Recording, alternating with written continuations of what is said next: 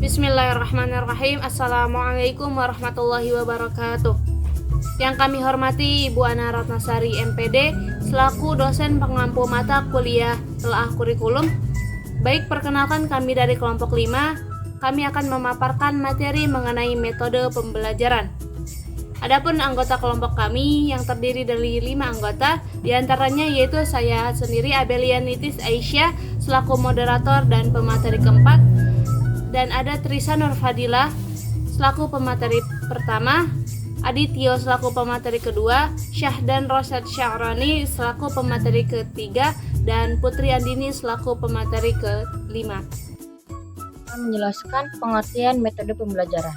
Metode pembelajaran adalah cara-cara atau teknik penyajian bahan pelajar yang akan digunakan oleh guru pada saat menyajikan bahan pelajaran, baik secara individual atau secara kelompok. Baik, saya akan menyampaikan materi tentang macam-macam metode pembelajaran. Metode-metode pembelajaran ada yang bersifat terpusat kepada siswa atau student center, dan ada yang berpusat kepada peserta didik. Saya akan membacakan metode yang sering digunakan oleh guru atau pendidik khususnya dalam pembelajaran. Yang pertama yaitu metode ceramah. Metode ceramah atau lecturing menurut Ramayulis adalah suatu cara penyajian atau penyampaian informasi melalui penerangan dan penuturan secara lisan oleh pendidik terhadap peserta didiknya. Yang kedua, metode tanya jawab. Metode tanya jawab ini adalah suatu cara penyajian bahan pelajaran melalui berbagai bentuk pertanyaan yang dijawab siswa. Pada metode ini dapat dikembangkan keterampilan atau kemampuan mengamati, menginterpretasikan, mengklarifikasi dan menarik kesimpulan, menerapkan dan mengomunikasikan dalam pembelajaran. Yang ketiga yaitu metode demonstrasi. Metode demonstrasi adalah suatu cara mengajar dengan mempertunjukkan sesuatu pertunjukan. Yang keempat yaitu metode drill. Metode drill merupakan metode latihan yang suatu metode mengajar dengan memberikan pelatihan keterampilan secara berulang pada peserta didik dan mengajaknya langsung ke tempat latihan. Yang kelima yaitu metode ekspositori.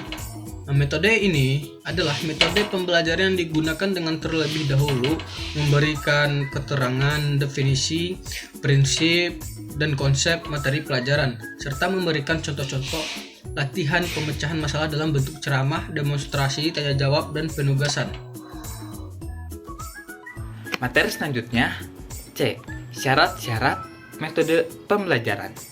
Menurut Ahmadi dalam ASIH tahun 2007, syarat-syarat yang harus diperhatikan dalam penggunaan metode mengajar yaitu: yang pertama, metode mengajar harus dapat membangkitkan motif, minat, dan gairah siswa dalam belajar. Yang kedua, metode mengajar harus dapat menjamin perkembangan kegiatan kepribadian siswa. Yang ketiga, metode mengajar harus dapat memberikan kesempatan bagi siswa untuk mewujudkan hasil karyanya. Yang keempat, metode mengajar harus dapat merangsang keinginan siswa untuk belajar lebih lanjut, melanjutkan eksplorasi dan inovasi atau pembaharuan. Yang kelima, metode mengajar harus dapat mendidik siswa dalam teknik belajar sendiri dan cara memperoleh pengetahuan melalui usaha sendiri. Yang keenam, metode mengajar harus dapat meniadakan penyajian yang bersifat verbalitas atau ucapan dan menggantinya dengan pengalaman atau situasi yang nyata dan bertujuan. Dan yang ketujuh, metode mengajar harus dapat menanamkan dan mengembangkan nilai-nilai dan sikap-sikap utama yang diharapkan dapat menjadi kebiasaan cara bekerja yang baik dalam kehidupan siswa sehari-hari. Baik, selanjutnya yaitu faktor-faktor yang mempengaruhi metode pembelajaran. Metode tidaklah dapat berdiri sendiri, namun ada faktor-faktor yang mempengaruhinya. Guru dapat menentukan atau memilih metode yang sesuai dengan situasi dan kondisi yang dihadapinya jika guru memahami sifat dari setiap metode-metode tersebut. Menurut Winarno Surahman dalam Jamarah tahun 2002, pemilihan dan penentuan metode dipengaruhi oleh beberapa faktor, diantaranya yaitu yang pertama, anak didik. Banyaknya perbedaan individual anak didik yang dapat mempengaruhi pemilihan dan penentuan metode pembelajaran mana yang dapat guru itu ambil untuk menciptakan lingkungan belajar yang kreatif demi tercapainya tujuan yang telah dirumuskan. Yang kedua yaitu tujuan.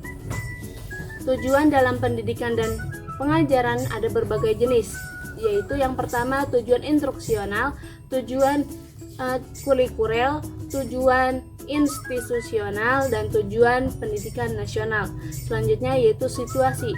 Situasi kegiatan belajar mengajar yang guru ciptakan tidaklah selamanya sama dengan hari ke harinya.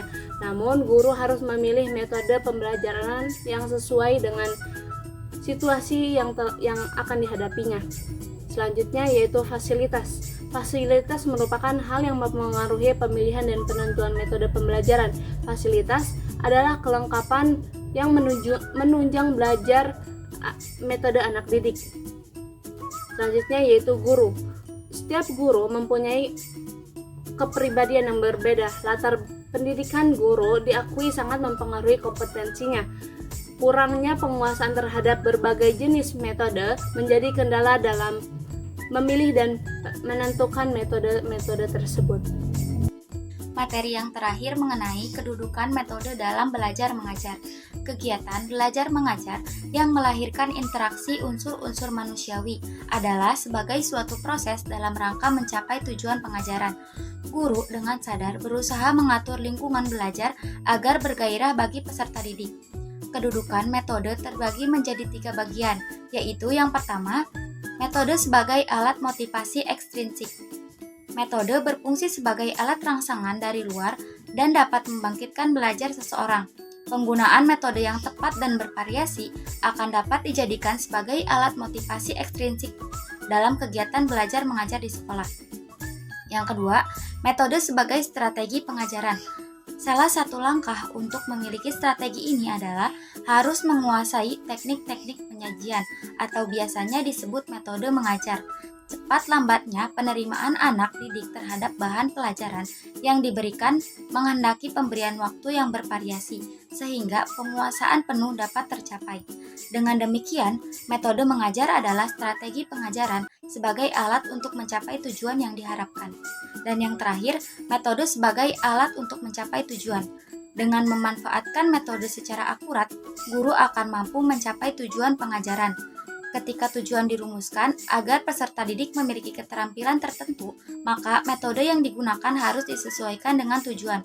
Sebaiknya guru menggunakan metode yang dapat menunjang kegiatan belajar mengajar, sehingga dapat dijadikan sebagai alat yang efektif untuk mencapai tujuan pengajaran. Baik, mungkin itu saja yang dapat kami paparkan materinya mengenai metode pembelajaran. Kurang lebihnya mohon maaf. Fastabiqul khairat. Wassalamualaikum warahmatullahi wabarakatuh.